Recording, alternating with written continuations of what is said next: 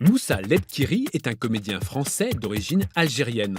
Aujourd'hui, il se penche sur les mystérieux tatouages qu'arborent fréquemment les femmes maghrébines. Ce matin, je faisais mon marché à Paris, dans le quartier de Belleville, quand mon regard s'est arrêté sur une femme tatouée. Je ne l'aurais peut-être pas remarqué si elle n'avait pas eu cette ressemblance frappante avec ma grand-mère. Le même regard, la même expression, mais surtout les mêmes tatouages bleus sur le menton, le cou et le front. Ma grand-mère.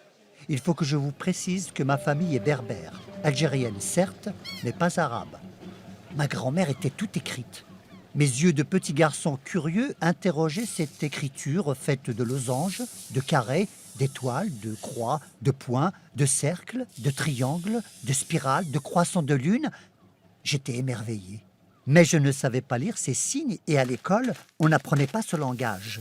Je n'osais pas demander à ma mère, qui, elle, ne se tatouait pas, la signification de ces tatouages, pensant qu'il s'agissait d'un secret de femme, d'une sorte de cabale ou encore d'une histoire de djinns, ces créatures surnaturelles qui peuplent nos imaginaires.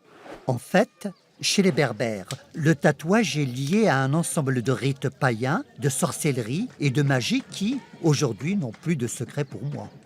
On l'appelle El Ayasha, celui qui fait vivre.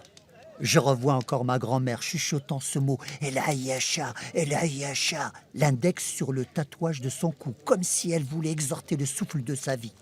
C'est vrai, ma grand-mère était bien une sorcière, praticienne, spécialiste contre le mauvais œil. On venait la consulter à toute heure. C'est que le tatouage a toutes les vertus. Il est ornemental, mais aussi protecteur, social, identitaire, médical. Aucun mal de tête, aucune arthrose ne lui résiste.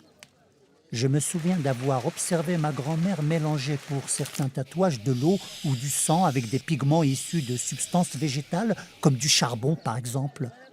Regardons à nouveau cette femme rencontrée ce matin au marché. Vous voyez ce plus sur sa joue droite.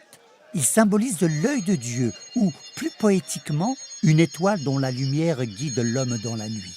Eh bien, cela signifie que cette femme cherche la justice, la vérité, le signe plus représentant ici la lumière et la franchise.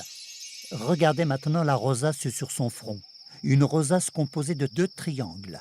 Il faut savoir qu'un triangle qui pointe vers le haut symbolise le feu et la virilité, et le triangle qui pointe vers le bas, l'eau et la féminité. Approchons-nous encore. Vous voyez ce carré à la base du cou? C'est le symbole de la maison.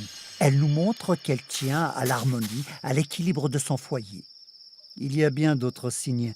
Ainsi le croissant de lune, par exemple, qui représente la matière qui naît, grandit et meurt. La spirale, l'harmonie éternelle. Le cercle, l'absolu.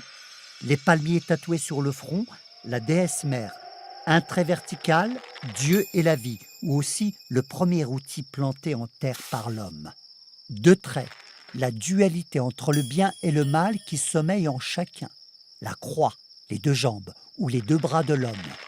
Et encore bien d'autres signes.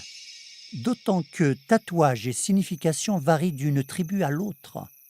Et ne croyez pas que ces tatouages soient réservés aux femmes.